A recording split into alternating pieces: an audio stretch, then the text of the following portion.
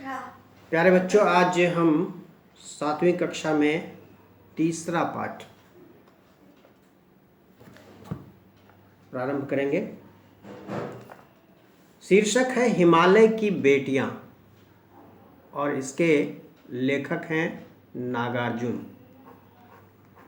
इसके पहले कि यह पाठ प्रारंभ करें, इसके लेखक के बारे में आपको मैं कुछ जानकारी दे दूं कि नागार्जुन का मूल नाम कुछ और था। नागार्जुन के नाम से वो रचनाएं करते थे, किंतु इनका जो नाम था, जो इनके माता पिता ने रखा था, जिसके नाम से ये जाने जाते थे अपने समाज में, इनका नाम था पंडित वैद्यनाथ मिश्र यात्री। यात्री उपनाम बाद में लिया इन्होंने। नाम था पंडित वैद्यनाथ मिश्र और ये रहने वाले थे बिहार में दरभंगा जिले के सतलखा गांव के। 1911 ईस्वी में इनका जन्म हुआ था और इनका निधन 1998 ईस्वी में हुआ। मैथिली, हिंदी एवं संस्कृत 3 भाषाओं में इनकी रचनाएं मिलती हैं। 1936 ईस्वी में इन्होंने श्रीलंका में बौद्ध धर्म की दीक्षा ले ली थी और तभी इन्होंने अपना नाम नागार्जुन रख लिया था। यानी वैद्यनाथ मिश्र 1936 में नागार्जुन बन गए, बौद्ध धर्म में दीक्षित होकर। इनकी रचनाओं में ग्रामीण जीवन की गरीबी, शोषण एवं अन्य प्रकार की चुनौतियों का चित्रण किया गया है। व्यंग्यात्मक भाषा का व्यवहार करने में ये माहिर हैं और साहित्य की सभी विधाओं में, उपन्यास, कहानी, कविताएं, सब में इन्होंने अपनी रचनाएं प्रस्तुत की हैं। अब इस पाठ में नदियों के प्रति लेखक ने आत्मीयता दिखाई है।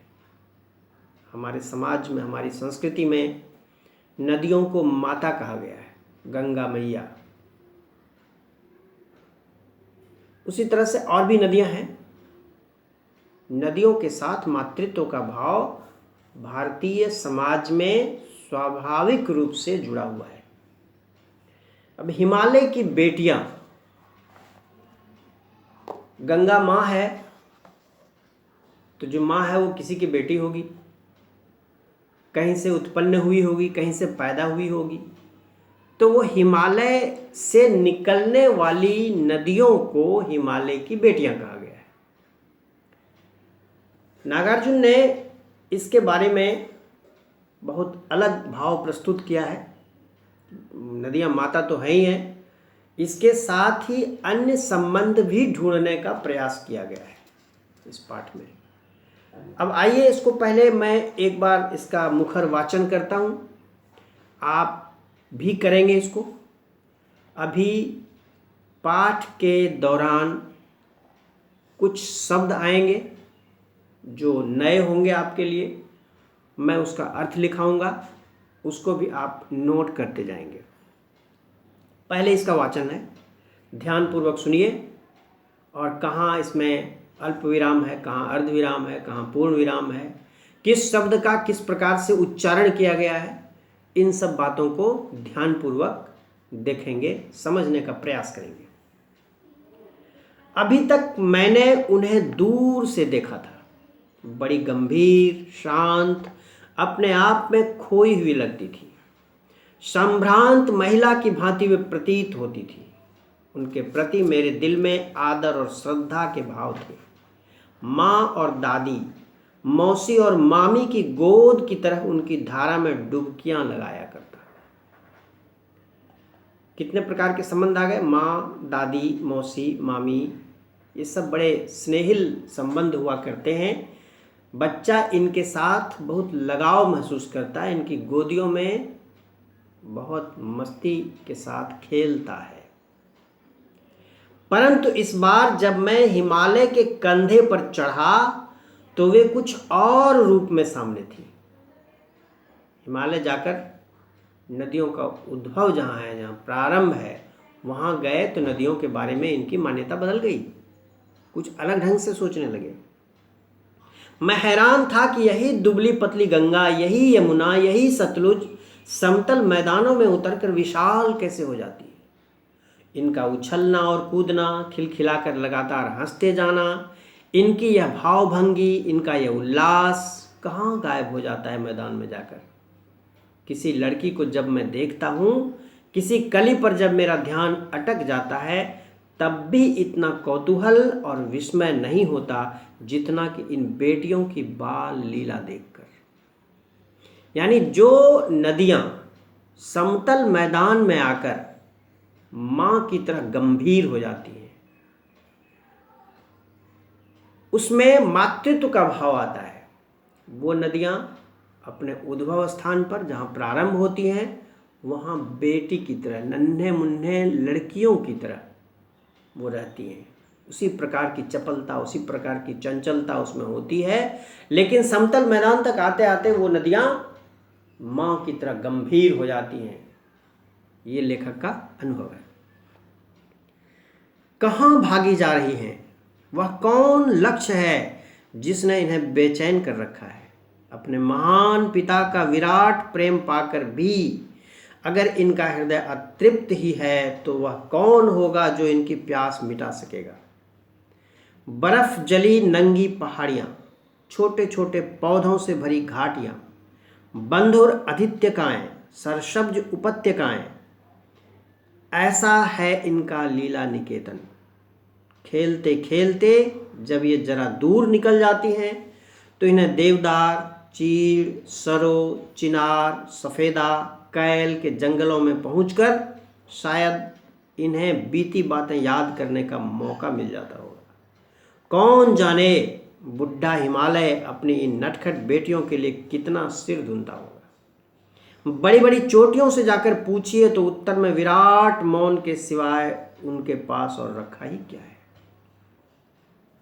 सिंधु और ब्रह्मपुत्र, ये दो ऐसे नाम हैं जिनके सुनते ही रावी, सतलुज, व्यास, चनाब, झेलम, काबुल, कपिशा, गंगा, यमुना, सरयू, गंडक, कोसी आदि हिमालय की छोटी बड़ी सभी बेटियां आंखों के सामने नाचने लगती हैं। वास्तव में सिंधु और ब्रह्मपुत्र स्वयं कुछ नहीं है। दयालु हिमालय के पिघले हुए दिल की एक एक बूंद न जाने कब से इकट्ठा होकर इन दो महानदों के रूप में समुद्र की ओर प्रवाहित होती रही है। कितना सौभाग्यशाली है वह समुद्र जिसे पर्वतराज हिमालय की इन दो बेटियों का हाथ पकड़ने का श्रेय मिला। जिन्होंने मैदानों में ही नदियों को देखा होगा, उनके ख्याल में शायद ही यह बात आ सके कि बूढ़े हिमालय की गोद में बच्चियां बनकर ये कैसे खेला करती हैं। माँ बाप की गोद में नंग धड़ंग होकर खेलने वाली इन बालिकाओं का रूप पहाड़ी आदमियों के लिए आकर्षक भले न हो, लेकिन मुझे तो ऐसा लुभावना प्रतीत हुआ कि वह रूप हिमालय को ससुर और समुद्र को उसका दामाद कहने में कुछ भी झिझक नहीं होती। यानी जो नदी हिमालय से पैदा हुई, वो आकर के कहाँ मिली? समुद्र में। तो समुद्र ने उसको अपने आप में मिला लिया, समुद्र ने उसका पानी ग्रहण कर लिया, समुद्र ने उसके साथ विवाह कर लिया।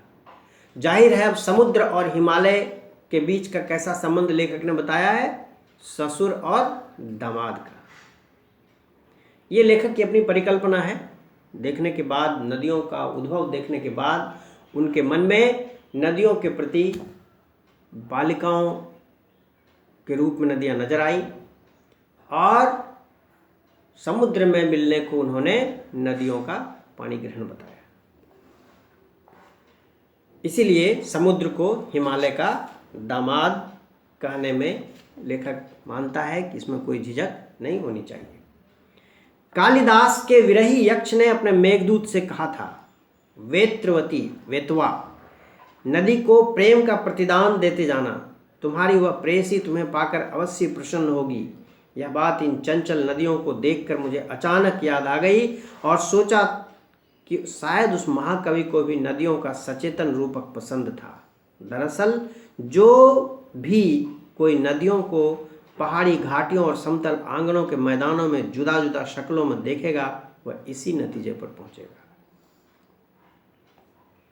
काका कालेलकर ने नदियों को लोक माता कहा है, किंतु माता बनने से पहले यदि हम इन्हें बेटियों के रूप में देख लें तो क्या हर्ज है। और थोड़ा आगे चलिए, इन्हीं में से अगर हम प्रेयसी की भावना करें तो कैसा रहेगा। ममता का एक और भी धागा है जिसे हम इनके साथ जोड़ सकते हैं। बहन का स्थान कितने कवियों ने इन नदियों को दिया है। एक दिन मेरी भी ऐसी भावना हुई थी। थोलिंग एक स्थान है तिब्बत का की बात है। मन उचट गया था, तबीयत ढीली थी, सतलज के किनारे जाकर बैठ गया। दोपहर का समय था, पैर लटका दिए पानी में। थोड़ी ही देर में उस प्रगतिशील जल ने असर डाला, तन और मन ताज़ा हो गया तो लगा मैं गुनगुनाने, जय हो सतलज बहन तुम्हारी, लीला अचरज बहन तुम्हारी, हुआ मुदित मन हटा खुमारी, जाऊं मैं तुम पर बलिहारी।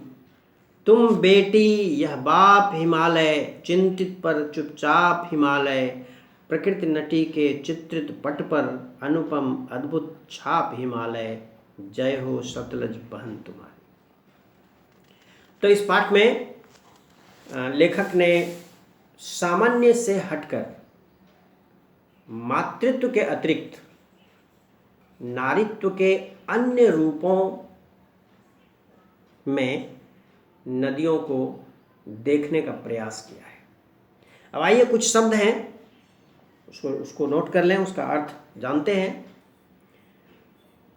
संभ्रांत महिला की भांति वे प्रतीत होती है। संभ्रांत मतलब सज्जन, संभ्रांत सभ्य, प्रतीत होना, महसूस होना, कुतूहल, जिज्ञासा, जानने की इच्छा, विस्मय, आश्चर्य, अतृप्त, असंतुष्ट, बंधुर। पृष्ठ संख्या 13 का दूसरा अनुच्छेद देखिए। बंधुर अधित्यकाएं, बंधुर कहते हैं मुकुट को। अधित्यका पहाड़ के ऊपर की कुछ समतल भूमि हुआ करती है, वो अधित्यका कहलाती है। इसी से मिलता जुलता शब्द है उपत्यका। उपत्यका का अर्थ होता है पहाड़ की तराई, यानी पहाड़ के साथ जो सटी हुई नीचे भूमि होती है, पहाड़ की तराई में जो समतल जमीन होती है वो उपत्यका कहलाती है। विराट, विशाल। और इसमें कुछ नदियों के नाम हैं, वो आप देखेंगे। सतलुज है, झेलम है,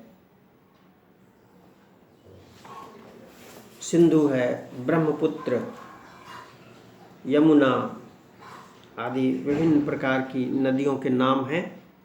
उसकी सूची बनाएंगे आप।